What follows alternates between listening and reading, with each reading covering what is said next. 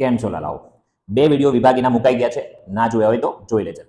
અત્યારે આપણે chapter number 11 અને 13 આ બે ચેપ્ટર જોવાના છે. બંને ચેપ્ટરમાંથી વિભાગ એ ની અંદર 3 માર્ક્સના પ્રશ્નો પૂછાતા હોય છે. તો આ બે ચેપ્ટર કરી લઈશ વિભાગ એમાં, એટલે તારે બીજા 6 માર્ક્સ થઈ જશે. ચલો, તો અગાઉ મેં એક વિડીયોઝ મૂક્યો હતો, એની અંદર ભૂલથી મારાથી કહેવાય ગયું છે કે જે ગોઈટર નામનો રોગ છે એ થાઇરોક્સિનની ઉણપથી થાય છે. ઓકે, ગોઈટર નામનો રોગ છે ને આયોડિનની ઉણપથી થાય છે. તો આ થોડું જોઈ લેજો કે આયોડિનની ઉણપથી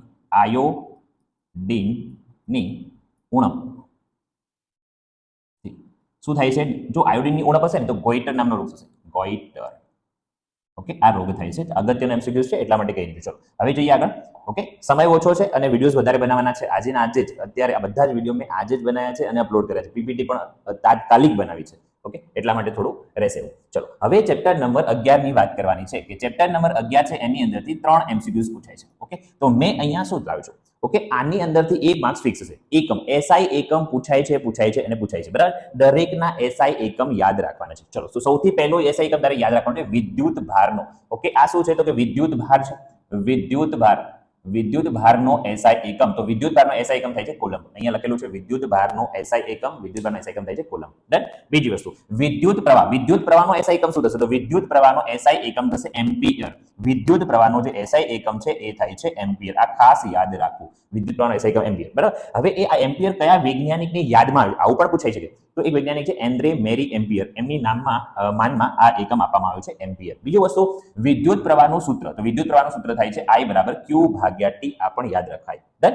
ચલો, ત્યારબાદ વિદ્યુત સ્થિતિમાનનો તફાવત, આનો એસઆઈ એકમ, બધાના એસઆઈ એકમ ખાસ કરવાના છે. વિદ્યુત સ્થિતિમાનનો એસઆઈ એકમ થાય છે વોલ્ટ. આ યાદ રાખવાનું છે. વિદ્યુત સ્થિતિમાનનો તફાવત છે એનો એસઆઈ એકમ શું થશે? વોલ્ટ. ત્યારબાદ અવરોધ, આ અવરોધ છે એનો એસઆઈ એકમ થશે ઓહમ. ઓકે, ઓહમ એનો એસઆઈ એકમ છે. આ જે સિમ્બોલ છે ને એને ઓમેગા કહેવાય. આવું છે ને એને ઓમેગા કહેવાય. ચલો, ત્યારબાદ વિદ્યુત ઉર્જાનો એસઆઈ એકમની વાત કરું તો જૂલ છે. એનો એસઆઈ એકમ શું છે? જૂલ છે. બીજી વસ્તુ, આ પણ અગત્યનું છે, ગઈ વખતે પૂછાયું હતું કે 1 કિલોવોટ અવર બરાબર કેટલા જૂલ થાય? તો 1 કિલોવોટ અવર બરાબર થશે 3.6 ગુણ્યા 10⁶ જૂલ. આ ખાસ યાદ રાખવાનું છે. બીજું કે 1 યુનિટ બરાબર પણ એટલા જ જૂલ થાય. 1 યુનિટ એટલે કેટલા? તો 1 યુનિટ એટલે 1 કિલોવોટ અવર થશે અને જૂલમાં કન્વર્ટ કરીએ તો 3.6 ગુણ્યા 10⁶ જૂલ થશે. આ ખાસ કરવાનું છે, આ પૂછાય છે.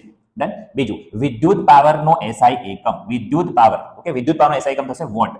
ડન. આ પણ યાદ. બીજી વસ્તુ, ગઈ વખતે તમને પાવરના 3 સૂત્રો પૂછાયા હતા. તો પાવરનું સૂત્ર કયું નથી એ જણાવો. તો પાવરના 3 સૂત્રો યાદ રાખજો. P = IV લખી શકાય છે. P = IV.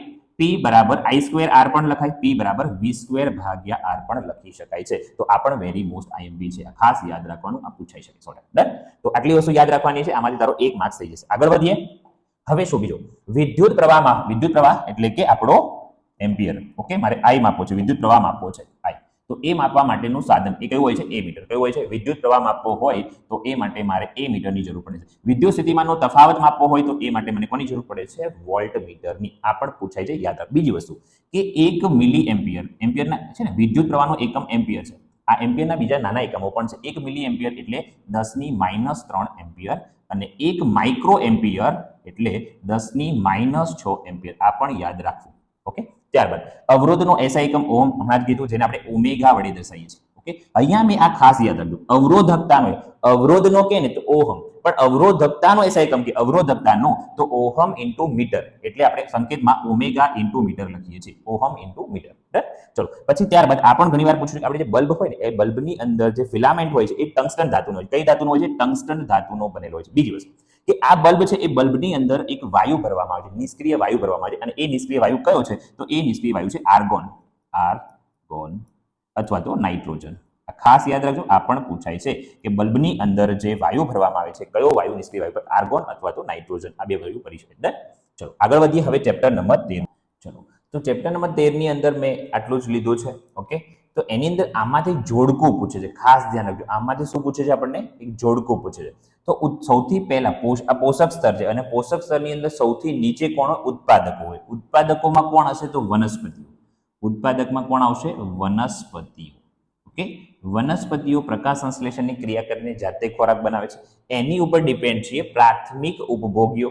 તો પ્રાથમિક ઉપભોગીમાં કોણ આવશે? તો તૃણાહારી. ઓકે, પ્રાથમિક ઉપભોગી છે એમાં શું કોણ આવશે? તૃણાહારી. ત્યારબાદ દ્વિતીય ઉપભોગી જેમાં આવશે માંસાહારી. હારી અને એના પછી તૃતીય ઉપભોગીમાં આવશે ઉચ્ચ માંસાહારી. ઉચ્ચ માંસાહારી એટલે મોટા માંસાહારી, જે વાઘ, સિંહ ને જે એ છે એ ઉપર આવશે તૃતીય ઉપભોગી. હવે આમાંથી શું છે કે આમાંથી તમને બે જોડકા પૂછશે, બરાબર. તમને આ બાજુ ઉત્પાદકના નામ આપ્યા હશે, જેમ કે અહીંયા આપી દીધું બે ઉત્પાદક, નીચે સામે કોઈ વનસ્પતિનું નામ આવ્યું ઘાસ, તો ઉત્પાદકની સામે શું આવશે? ઘાસ આવશે, બરાબર છે. પછી પ્રાથમિક ઉપયોગીનું નામ આપ્યું હોય તો જોવાનું કે શું આપ્યું છે? તૃણાય. આની અંદરથી એક જોડકું હશે જ. ઓકે, જો ના આઈડિયા આવે તો લાસ્ટ યરનું પેપર છે એમાં જે પ્રકારનો એમસીક્યુઝ પૂછાય તો એવો આમાં એમસીક્યુ પૂછાશે, એ 2 ગુણનો હશે. બીજી વસ્તુ, એક ઓઝોનનું અણુસૂત્ર ઘણીવાર પૂછાતું હોય કે ઓઝોનનું અણુસૂત્ર શું છે? તો ઓઝોનનું અણુસૂત્ર છે O3. ઓઝોનનું અણુસૂત્ર છે O3. O3 આ ખાસ યાદ રાખવાનું છે, બરાબર. ઓકે, તો આટલું કરી દેજો એટલે તારે પહેલાના 3 અને આના 2 માર્ક્સ એટલે 5 માર્ક્સ થઈ જશે. અગાઉ આપણે ઓલરેડી 10 માર્ક્સ જોઈ ગયા છીએ એટલે ટોટલ થઈ ગયું 15 માર્ક્સ. ઓકે, ચેનલ સબસ્ક્રાઇબ ના કરી હોય તો સબસ્ક્રાઇબ કરી દેજો, જેથી નવા વિડીયોની અપડેટ મળતી રહે. Thank you.